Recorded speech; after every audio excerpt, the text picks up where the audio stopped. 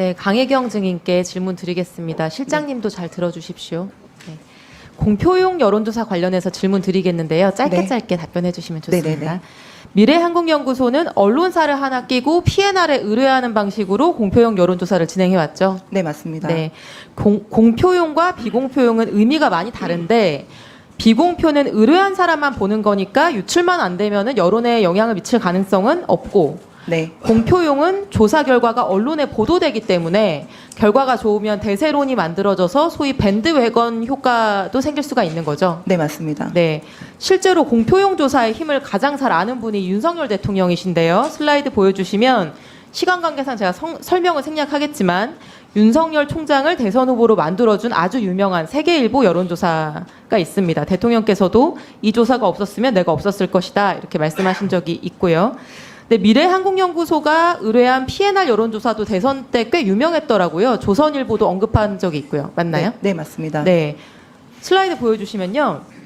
그 대선 당시 조선일보 기사인데요. 기사 제목이 윤석열 1위 여론조사 돌연 중단. 여기서 조선일보가 윤석열 1위 여론조사라고 언급한 게 바로 미래한국연구소 P&R 조사인 거 맞죠? 네, 네. 기사를 읽어보겠습니다. 다른 조사에 비해 윤석열 후보의 지지율이 늘 높게 나오던 조사였다. 윤 후보가 다른 조사에서 1위를 뺏기거나 2위와의 격차가 줄어들 때도 이 조사에서는 윤 후보의 지지율이 오히려 전주보다 3, 4%씩 올라갔다. 이런 내용이 조선일보에 있어서 P&R 조사가 도대체 윤석열 1위 여론조사가 어떻게 됐을까 이렇게 의문을 가지게 됐습니다. 슬라이드 보여주시면 그 증인이 일한 미래한국연구소가 2019년부터 3년 동안 여심이로부터 총 8번의 고발과 경고 조치를 받았더라고요. 네. 맞나요? 네. 그 사유는 다종다양한데 주로 이제 여론조사 왜곡했다는 거고 사유 중에 이런 게 있더라고요. 다음 슬라이드. 편향된 질문지를 사용하고 그 조사 결과를 공표했다. 이제 이런 경우도 있었던 거죠. 네, 그렇습니다. 이거는 근데 공표용이라기보다는 비공포 용어로 해서 네. 결과적으로 공표가 됐는데 네, 네, 편향된 맞습니다. 질문지를 사용해서 이제 문제가 된 거죠. 네, 네. 공표용 조사는 표본 자체를 마음대로 왜곡하기는 어려운데 여론조사 질문지의 질문 항목이나 내용을 잘 만들면 특정 후보한테 유리한 결과를 만들 여지도 있는 거 아닙니까? 근데 그 공표용의 설문지는 선관위에도 이제 컨펌을 받기 때문에 선관위에서 이제 통과 오케이를 했을 때 그 질문지를 가지고 진행을 합니다. 네네. 명태균 씨가 지난 대선 기간 동안 총 58회 P&R의 공표 여론조사를 의뢰를 했는데 네, 언론사를 끼고 하긴 했지만 그 비용은 언론사가 아니라 미래한국연구소에서 부담한 건가요? 네, 맞습니다. 네. 그러면은 자기 돈 들여가면서 여론조사하고 그 결과를 언론 기사로도 낸 거네요. 네, 네. 여론조사가 이루어진 모든 기간에 명태균 씨는 윤석열 후보를 돕고 있었죠. 네, 그렇습니다. 네. 슬라이드 보여드리면요.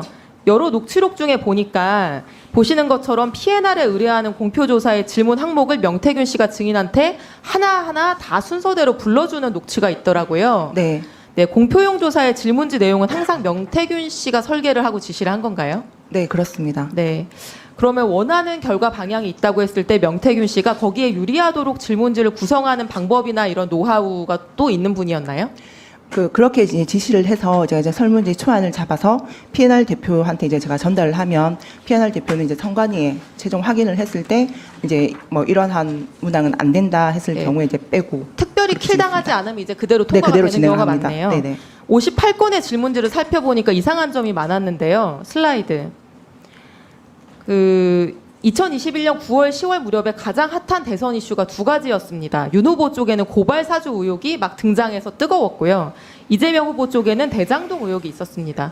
그 무렵 다른 공표조사들의 질문지를 보니까 대체로 이 고발 사주와 대장동 두 개를 다 넣어서 균형 있게 물어보는데 P&R 조사에서는 9월 말부터 10월 말까지 총 4번의 공표조사를 하면서 계속 대장동에 대해서 물어보고 그중 3번은 계속 고발 사주는 빼고 대장동만 물어봅니다. 그래서 좀 불균형해 보이는 측면이 있는 것 같고요.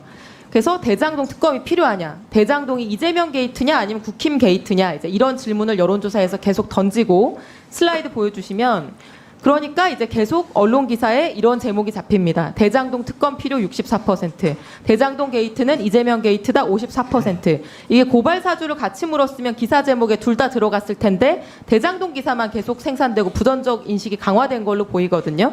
이게 여론에 영향을 미쳤을까요? 안 미쳤을까요? 의견이 어떠십니까? 미쳤을 가능성이 높기는 한데 이 설문지 또한 이제 선관위에서 이대로 진행을 해도 된다 했기 때문에 진행을 했던 건입니다.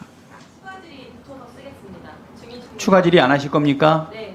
추가 질의 3분을 그러면 쓰고 추가 질의 안 하는 걸로 요청을 하셨어야죠. 네. 아니. 1분을 더 달라고 하는 게 안 된다 그랬죠? 예.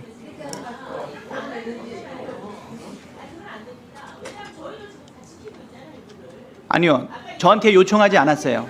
1분만 더 달라 그랬지 보충 질의를 달라고 하진 않으셨어요.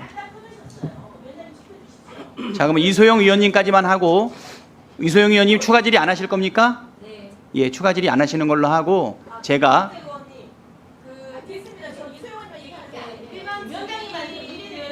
네.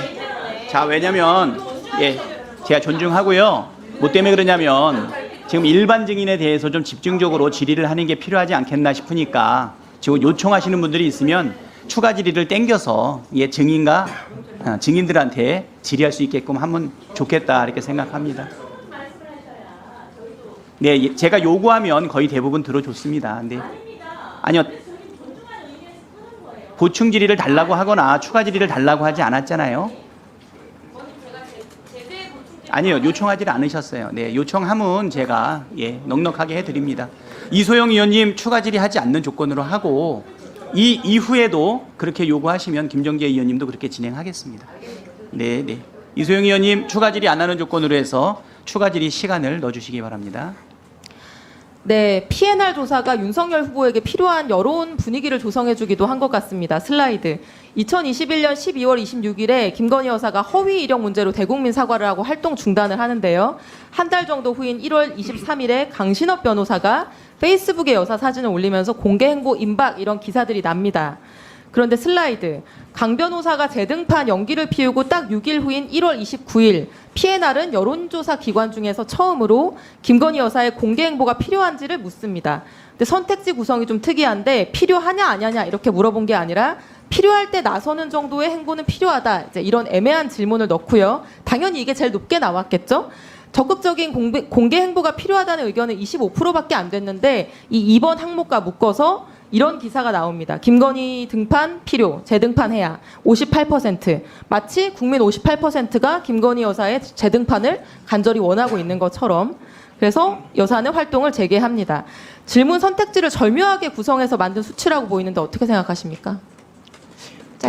결과 값이 이제 뭐 높게는 나왔지만은 그 중간 과정이 조사하는 과정에서는 뭐 조작이라든지 그 설문지에 관해서 약간 뭐 편향이 됐다라든지 이런 부분은 없었습니다. 그 선관위에서 항상 저희가 그 PNR 대표가 공표조사 같은 경우는 선관위에 여심위에 그러니까 명태균 항상 씨한테 그런 의도가 있었을지라는 것에 대해서 물어본 건데요. 본인이 네네네. 아니니까 뭐 네. 모르실 수 있다고 생각합니다.